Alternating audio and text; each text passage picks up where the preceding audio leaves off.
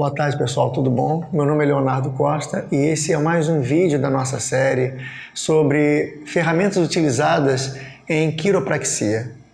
A técnica que nós vamos falar hoje é a técnica de Raymond Nimo.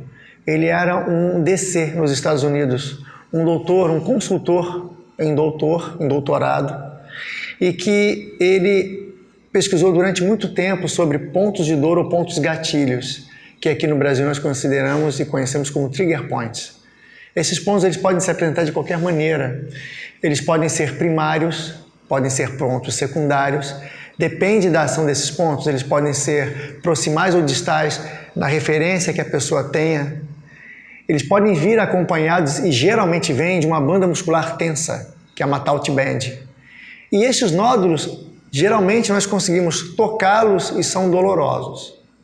Então, algumas pessoas que vêm de forma assintomática têm dor num ponto do corpo em relação ao outro lado, mas não tem esse nódulo, não tem esse trigger point, nós vamos testar com os polegares naqueles pontos de referência durante 1 minuto, para poder promover uma isquemia controlada, para que o cálcio ele possa retornar à sua comporta de contração da fibra muscular.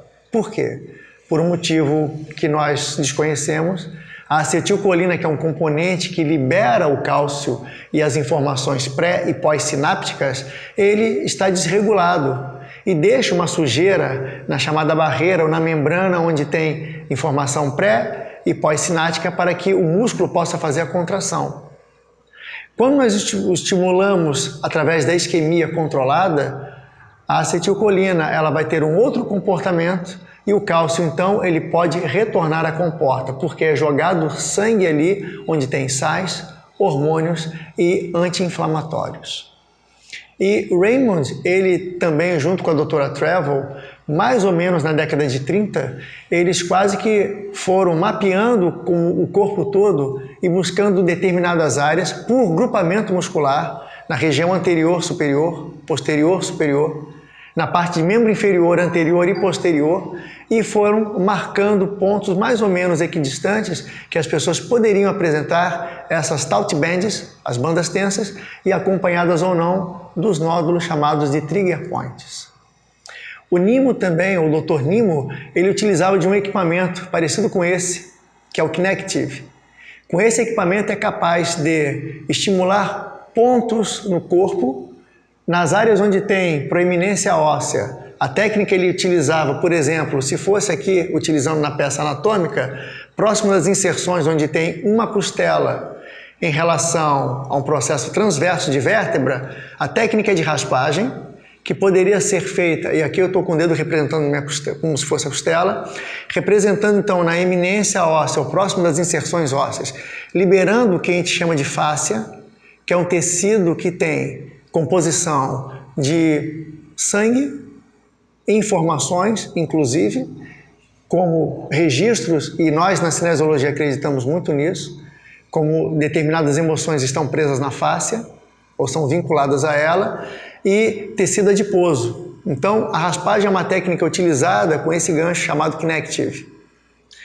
Além da raspagem, no ventre muscular, ou nas cadeias musculares, é utilizada uma outra técnica, chamada técnica reflexa, em que ela lembra mais ou menos uma flecha, a maneira de nós trabalharmos. Por quê? Porque nós precisamos levar informação ou sangue para a fibra muscular, para que ela possa ter uma contratilidade normal, ou retornar ao tônus antes que estava alterado por causa das bandas tensas e dos trigger points. Então, além da técnica reflexa e de raspagem, nós vamos ter uma técnica de deslizamento superficial e profundo na direção no sentido do ventre muscular.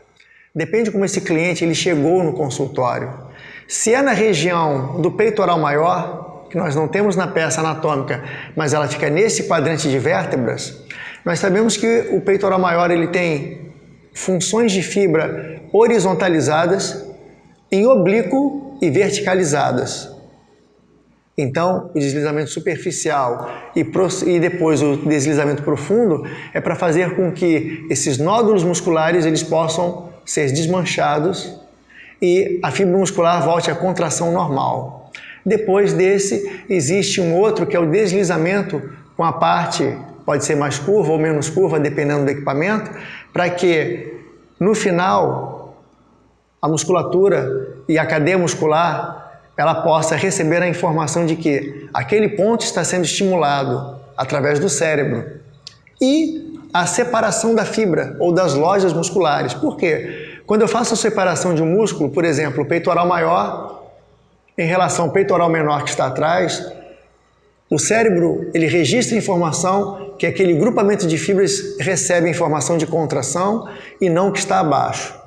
Se for em relação, demonstrando em mim, no bíceps, em relação ao córaco braquial, quando eu preciso fazer a separação, a cabeça ela recebe informação que o grupamento de cima em relação ao grupamento intermediário é que recebe informação de separação da fibra, para que haja a funcionalidade e contratilidade do músculo e aquela banda tensa e os trigger points eles possam desaparecer.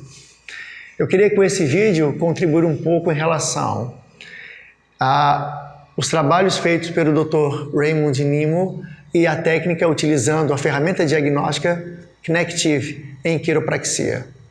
Se gostaram desse vídeo, curtam aqui embaixo e mandem as suas sugestões de vídeo também, que nós aqui vamos tentar fazer com o melhor prazer e responder as suas perguntas. Muito obrigado.